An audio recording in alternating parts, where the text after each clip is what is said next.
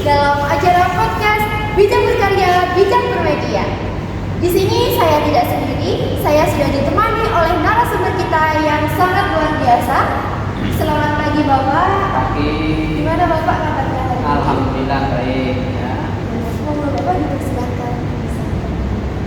Oke, halo semuanya. Perkenalkan, saya Dr. M. Fadilah, SPT MPTI, dosen dari Prodi PGSD FKIP Universitas Trunojoyo Madura. Salam kenal semuanya. Ya, jadi beliau adalah dosen mata kuliah yang ada di Prodi PGSD Universitas Trunojoyo Madura. Baik Bapak, agar tidak berlama-lama kita langsung masuk ke topik pembahasan kita pada pagi hari ini, yaitu bijak berkarya, bijak bermedia dengan membangun generasi digital yang cerdas dan bertanggung jawab. Baik Bapak, tentunya kita tahu bahwa media sosial itu sudah sangat menjadi bagian dari kehidupan kita. Apalagi remaja seperti siswa, mahasiswa itu pastinya sudah sangat tidak asing dengan adanya media digital. Nah, menurut Bapak, seberapa besar sih pengaruh media sosial terhadap kehidupan remaja saat ini? Oke, ditanya seberapa besar itu sangat besar sekali ya. Saya kira ya media sosial untuk saat ini ya sudah jadi kebutuhan ya. Artinya tidak ada ya seorang pun saat ini itu yang tidak tahu tentang media sosial, apalagi remaja itu pasti hampir semuanya itu punya handphone, hampir semuanya punya akun media sosial. Karena apa? Karena media sosial ini kan punya peran penting sebagai sarana ya untuk menunjukkan diri ya, apakah terkait dengan kemampuannya ataupun ya dalam aktivitas sehari-harinya untuk didokumentasikan, untuk disebarluaskan kepada khalayak ramai. Jadi sangat penting dan sangat sangat besar sekali. Nah, di zaman sekarang ya Pak, tentunya itu kita sering mendengar kenakalan remaja di media sosial atau di era digital. Nah, hal pertama apa sih Pak yang langsung terlintas di benak Bapak? Ya, intinya para pengguna media sosial ini itu kurang bijak dalam memanfaatkan media sosial ya. Nah, kenapa kok kenakalan ya remaja itu terjadi? Ya karena mereka sering mengakses ya media sosial yang lebih mengarah ke hal-hal yang negatif ya. Apakah itu berkaitan dengan asusila, pornografi ataupun terkait dengan kegiatan bullying. Nah, itu kemudian dijadikan ya contoh karena mereka setiap saat itu selalu mengakses itu, dan secara tidak langsung itu akan menjadi kebiasaan ya, menjadi kebiasaan kemudian dijadikan sebagai contoh ya untuk berperilaku dalam sehari-hari. Dengan adanya kasus-kasus viral mengenai bullying online seperti yang telah Bapak sebutkan tadi, menurut Bapak kenapa hal-hal seperti itu bisa secepat itu menyebar di kalangan remaja? Ya karena adanya media sosial. Jadi mereka itu lebih cenderung bangga ya melakukan bullying kemudian diekspos ke media sosial. Ya sebenarnya ya mereka cari pengakuan dari masyarakat tentang tentang dirinya ini loh saya, ini loh aku gitu ya.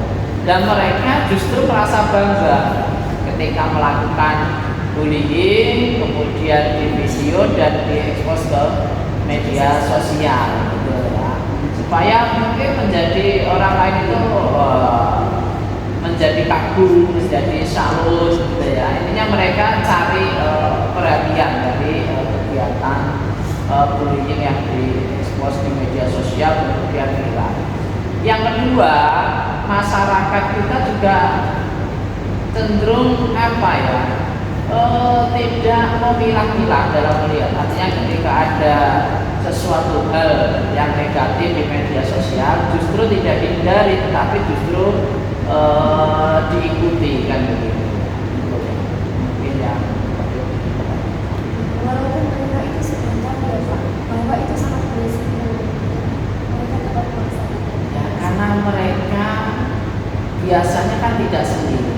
Mereka itu akan melakukan itu bersama teman-temannya. Dan di usia remaja, teman itu adalah menjadi apa ya? Ya, saya kira melebihi, kedekatannya melebihi keluarga. Ya, maka sangat penting sekali untuk memilah, ya, mencari teman yang memang ya memiliki energi positif dibandingkan dengan negatif. Dan biasanya mereka itu hanya ikut-ikutan, gitu ya. Mereka hanya ikut-ikutan dan menjadi apa ya, provokator itu hanya ya satu orang di antara yang melakukan aksi-aksi kekerasan di media sosial. Nah, untuk tanda-tanda awal kita, seperti kalau kita sudah mulai terpengaruh atau terjerumus pada hal-hal negatif atau pengaruh dari media sosial itu, tanda-tandanya seperti apa? Tanda-tandanya seperti apa ya? Dia biasanya ya suka mengekspos, ya suka melakukan kegiatan-kegiatan yang pelanggaran ya dalam kesehariannya ya, contoh kecil lagi kelas ya mungkin membuli teman-temannya gitu ya. Kemudian yang berikutnya ya tentu ya mereka itu lebih condong ya setiap saat itu ya ini melakukan pelanggaran-pelanggaran ya, baik secara norma sosial ataupun norma. Nah, itu tanda-tandanya ya di situ. Nah, secara spesifik ya tentu ya itu sangat tergantung bagaimana mereka itu bergaul.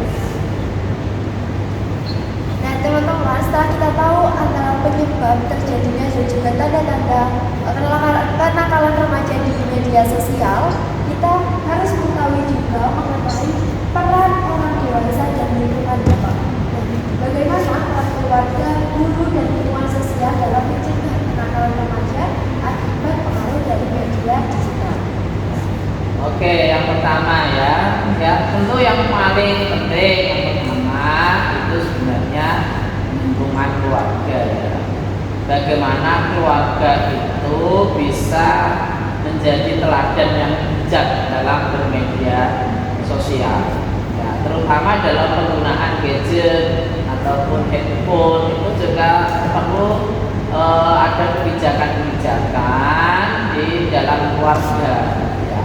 Artinya orang tua harus tetap mengontrol ya, memfilter ya media sosial anak ya. Apa saja yang diunggah, apa saja yang dilakukan anak di media sosial, seharusnya orang tua itu bisa memantau. Ya, caranya gimana? Nggak bisa bertanya langsung kepada anak, atau orang tua bisa menjadi teman di media sosial. Ya, artinya ikut menjadi follower gitu ya di media sosial anak sehingga bisa memantau persis apa yang dilakukan oleh anak. Yang kemudian sebagai sekolah guru ya tentu harus memberikan motivasi ya terkait penggunaan media sosial yang bijak itu yang seperti apa, termasuk ya mungkin hal-hal atau dampak-dampak dalam bermedia sosial apabila tidak digunakan dalam hal yang positif. Masyarakat tentu harus bisa apa ya, edukatif, harus bisa mendidik manakala ada hal-hal negatif yang diunggah oleh oknum, oleh seseorang. Alangkah baiknya dikit ya, jangan justru di-share ke yang lain sehingga apa, dampaknya tidak semakin meluas. Untuk hal dari lingkungan Bapak, lingkungan sosialnya. Nah itu ya pasti, kalau usia remaja itu pasti teman, nggak ada yang lain ya. Maka pandai-pandailah mencari teman. Orang tua juga harus selektif mengetahui siapa temannya supaya bisa memantau keberadaan anak dan juga perilaku anak. Karena kalau salah berteman pasti itu akan salah ya dalam bermedia sosial. Artinya ya bergaulah ya dengan orang-orang yang memang memberikan dampak positif. Nah, untuk langkah-langkah nyata nih Pak yang bisa dilakukan oleh remaja agar mereka itu tetap bisa eksis, tetapi kreatif, tapi tetap positif di dunia digital. Oke. Maka ketika pengen seperti itu, gunakan media sosial itu untuk mengekspos ya minat bakat yang dimiliki. Artinya setiap remaja itu memiliki kreativitas, memiliki bakat. Nah itulah yang harusnya diekspos di media sosial. Bagaimana anak bisa kreatif dalam membuat suatu karya ataupun ini ya aktivitas-aktivitas yang memang memiliki nilai-nilai positif. Nah, justru itu yang harus diekspos di media sosial. Artinya menunjukkan kemampuannya ya, bukan menunjukkan keburukannya. Nah itu yang perlu dilakukan. Untuk cara membangun kesadaran digital remaja supaya tidak asal membagikan atau membuat konten-konten yang negatif seperti ini. Ya tentu perlu disosialisasi ya tentang bahaya dari media sosial yang tanda kutip memiliki nilai negatif. Yang kedua, sanksi-sanksi itu perlu disosialisasikan juga. Artinya ya ketika melakukan hal-hal yang negatif di media sosial maka itu kan terkena pidana.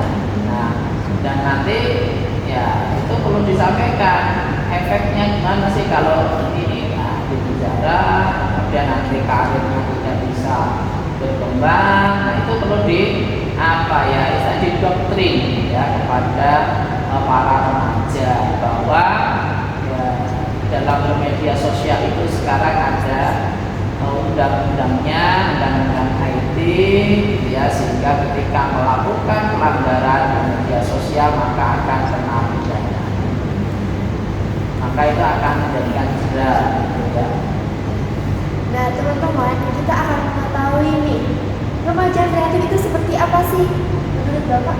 Remaja Ya, remaja kreatif adalah remaja yang bisa menunjukkan kemampuannya ya, bisa menunjukkan kemampuannya sehingga kemampuan itu bisa menginspirasi orang lain. Nah, itu kreatif, artinya dia bisa menunjukkan kemampuannya, terutama adalah dalam menghasilkan karya-karya yang positif, yang fenomenal, yang luar biasa.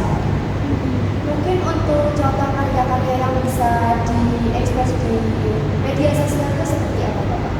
Ya, contoh-contoh karya dalam di media sosial, misalnya ya bisa ini aja dilihat dari potensinya, misalnya bisa melukis, membatik, kemudian bisa juga ya membuat desain-desain ataupun ya bisa ya menghasilkan sebuah karya yang itu memiliki nilai edukatif ya bagi masyarakat. Mungkin untuk pesan-pesan kepada remaja di Indonesia Bapak mengenai penggunaan media sosial. Oke ya, para remaja dimanapun media sosial itu sudah jadi kebutuhan ya bagi siapapun. Maka gunakanlah media sosial itu secara bijak. Gunakan media itu untuk ekspor kemampuan dan kreativitas ya kalian, sehingga kemampuan kalian itu bisa menginspirasi, bisa bermanfaat bagi orang lain. Jangan menggunakan media sosial dalam hal-hal yang negatif seperti kekerasan, asusila, atau kegiatan bullying, karena itu bisa mengancam ya karir masa depan Anda. Kenapa? Karena bisa jadi ya konten-konten yang mengandung unsur-unsur ya negatif gitu ya, bisa ya masuk unsur pidana yang nanti bisa berbahaya bagi masa depan saudara. Jadi sekali lagi bijaklah dalam bersosial media. Gitu. Oke, baik Bapak. Luar biasa sekali insight dan pesan dari narasumber kita pada pagi hari ini teman-teman. Semoga bisa membuka mata hati kita untuk kita bisa bijak berkarya dan bijak bermedia di media digital. Mungkin sebelum ditutup Bapak, kita bisa jargon terlebih dahulu, karena di acara podcast ini kita memiliki jargon. Jika saya bilang bijak berkarya, bijak bermedia, jawabnya klik cerdas, unggah bijak, jadi remaja hebat. Oke, silakan saya mengikuti ya. Oke. Ya. Baik teman-teman, bijak berkarya, bijak bermedia, klik cerdas, unggah bijak, jadi remaja hebat. Terima kasih banyak Bapak atas waktunya, dan terima kasih juga kepada teman-teman yang telah menyaksikan podcast kita pada pagi hari ini. Semoga informasi-informasi yang kita dapatkan bermanfaat untuk kalian semua. Terima kasih Bapak untuk waktunya.